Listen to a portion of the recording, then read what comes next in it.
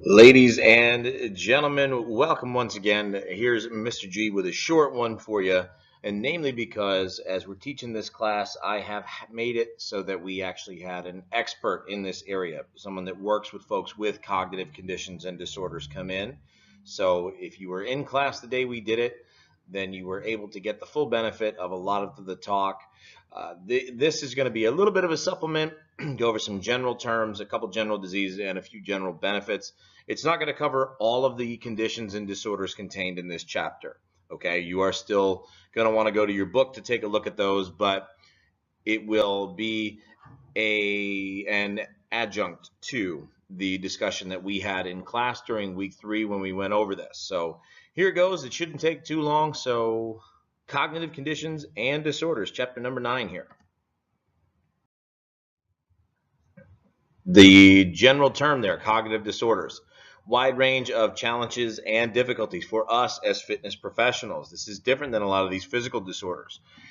These disorders, they include but are not limited to things of impaired brain function, anxiety and panic disorders, and dementia. So those are all really different categories, but they all fall under this umbrella of cognitive disorders. Cognitive disorders do, however, carry a greater likelihood of obesity. So people that have a cognitive disorder are more likely to be overweight or obese. In part, this is contributed to by their caretakers. Typically, someone with a cognitive disorder has someone caring for them.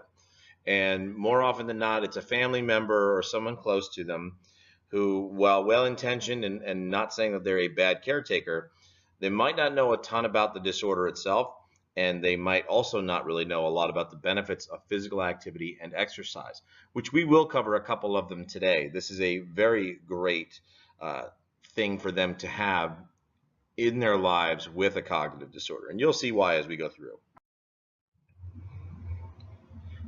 Big thing here, just like with any disorder, and really even with your general population, but every cognitive disorder is different, so every client is going to present themselves different. So your programming for them should really be based on their cognitive function levels. The biggest change, I would say, is that your techniques for instruction should be considered, as cognitive function varies widely in this population.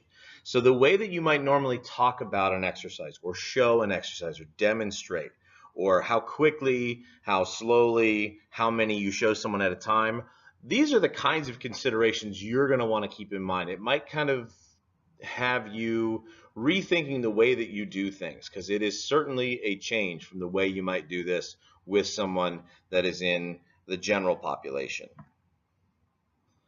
And when it comes to equipment choice as well, that should be dependent on their individual anatomical and cognitive capabilities. So twofold there.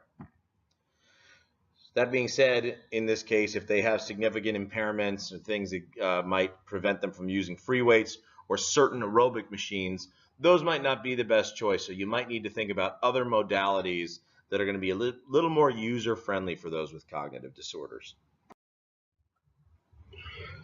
As with all of our disorders and conditions in our text, we do have some nice tables. This one found table 9.1 on page 323.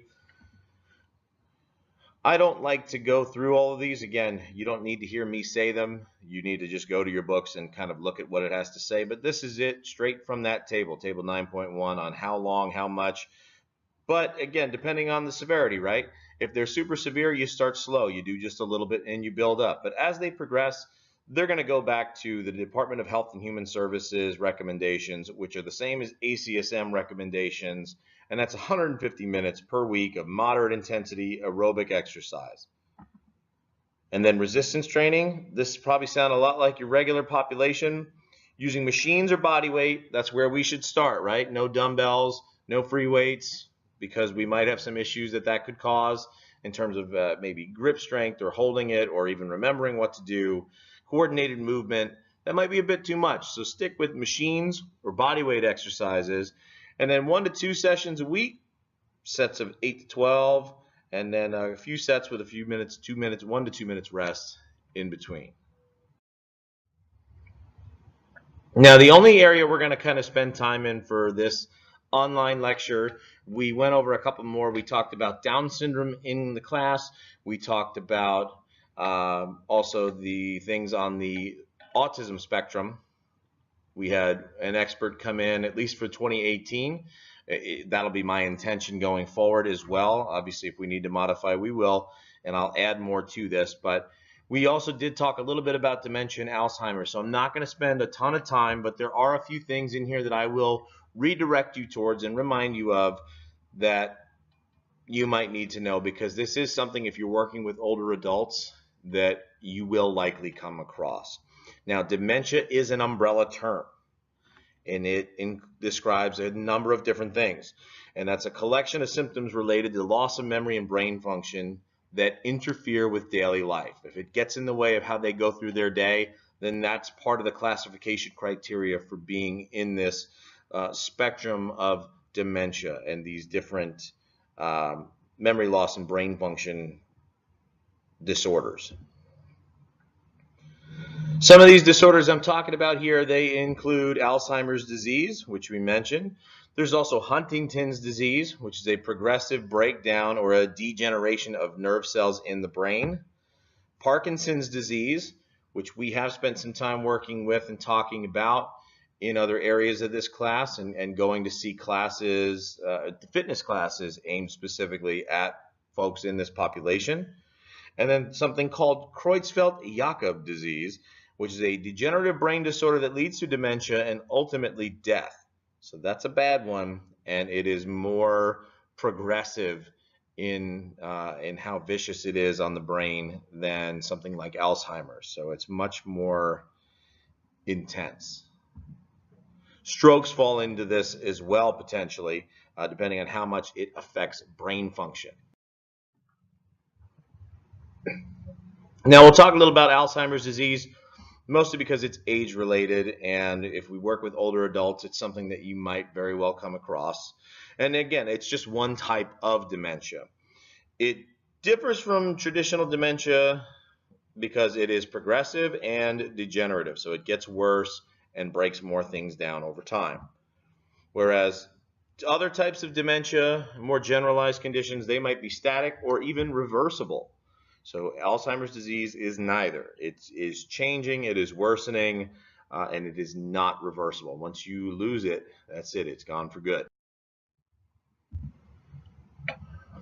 When our expert came in, she talked about some of the earmarks of Alzheimer's, or when someone begins to forget things, especially important people in their lives, things that might not necessarily be firmly crystallized in the brain. But what you will see, just generally speaking, significantly impaired intellectual functioning that interferes with their normal activities and with their social relationships. This can lead to a loss of the ability to solve both simple and complex problems, and that might actually lead to them to independent living may no longer be an option for these folks. Now, I know most people think of it as an older disease, and that's generally true. But it can occur in younger individuals. While it is more rare, it does happen. However, it does usually begin after the age of 60. Age is one of the risk factors for it. As someone gets older, the risk goes up more progressively as someone gets older and older in life. Now, these risk factors are not well known. More research all the time, right? But some of them we can help with. A genetic predisposition we cannot, but all these things in red: high blood pressure, high cholesterol, history of diabetes in the family. Well, guess what? Having good health throughout life, that will help to prevent these as risk factors. So that's why early education, early intervention is important, because it can maybe prevent you from having these types of diseases or disorders later in life. No guarantees, though. Meds, well, there's no Alzheimer's medication. Instead, medications are given to reduce symptoms. Here we see a few of them aimed at memory loss, confusion, reasoning problems. These can have issues gastrointestinally.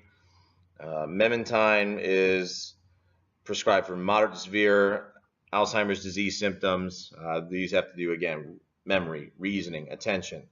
These can give someone headaches, confusion, dizziness. And when you look at some of these symptoms that are side effects of these drugs, whether it's gastrointestinal stuff like nausea and vomiting, or if it's headaches and confusion, one thing is for certain, and that is the fact that those symptoms do not create the most conducive environment for exercise. If you're not feeling well, the first thing on your mind is not usually that you want to exercise.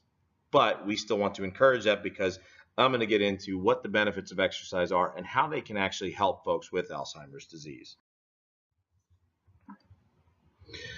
Believe it or not, exercise to the rescue here. Exercise can actually improve dementia, or at the very least, it can slow down how much worse it gets. It can slow down that progression of the disease, as well as benefit cognitive function positively. That is a good thing, and that is enough reason, I think, that anyone should do it. When our expert came in and she was talking about dementia patients and about Alzheimer's patients in particular, one of the things that she said in particular was that keeping them busy and keeping them occupied is the best thing for them, because their brain, the cells in their brain are literally wasting away. But if we continue to use them, we can prevent them from losing them. So that's why exercise is so great for patients falling under the dementia or Alzheimer's category. It helps to improve brain function and structure. It can also improve vascular health, which is great. For folks that are higher functioning, that the disease has not progressed too significantly, we can help them specifically in areas of their life like decision making, memory, cognitive function, so how they think, and the rating of functional status, so how well they're able to get around and do things independently and get through the day-to-day tasks that they might encounter from a physical standpoint. With lower functioning individuals, so people that have progressed to a point where their function is already low, you might still want to consider exercise, because it's not going to hurt anything, but it may not necessarily change anything either.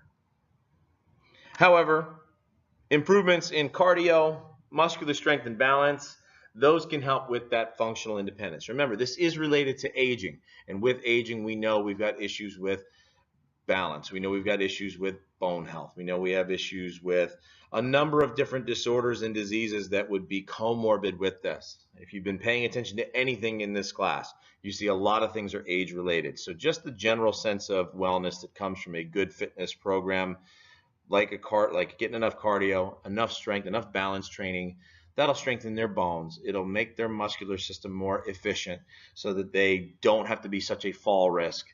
It will help with their cardiovascular endurance and just their cardiovascular fitness, so they can do things without getting overly tired and fatigued.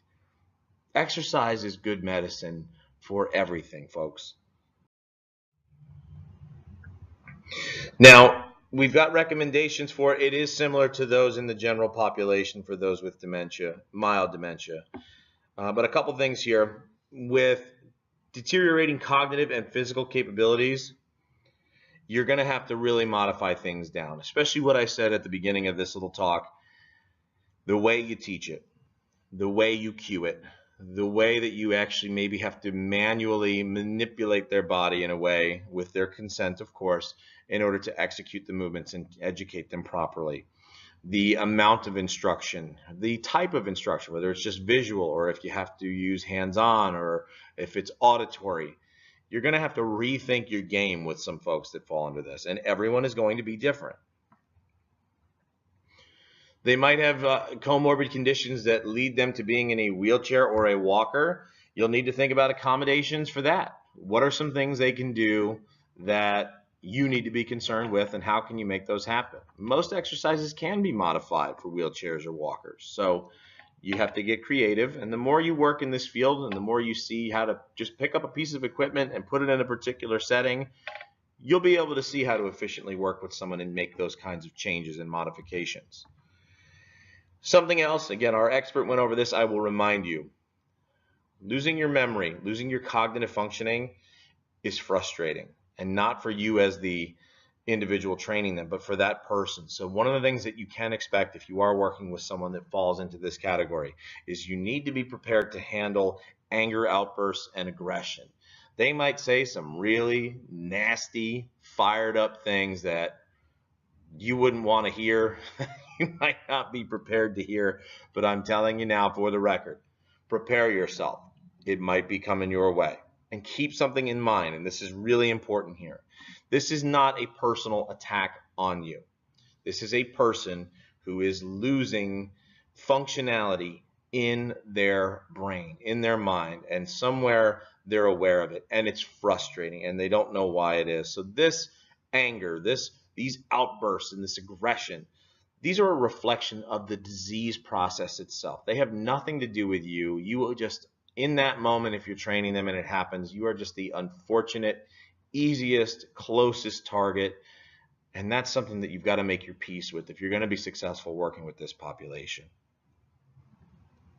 Last thing here, especially because they're going to forget things, especially things that they've learned more recently, kind of like a 51st Dates kind of deal, right? Where he had to reintroduce himself, or Adam Sandler had to reintroduce himself to Drew Barrymore's character every day.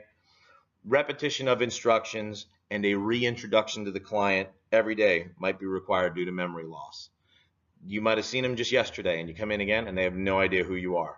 You get an opportunity to start fresh every day, use it to your advantage, and those are some basic things to keep in mind. Now, obviously, recommendations for some of the other disorders are going to be a little bit different, especially if you're talking about Down syndrome, if you're talking about autism spectrum.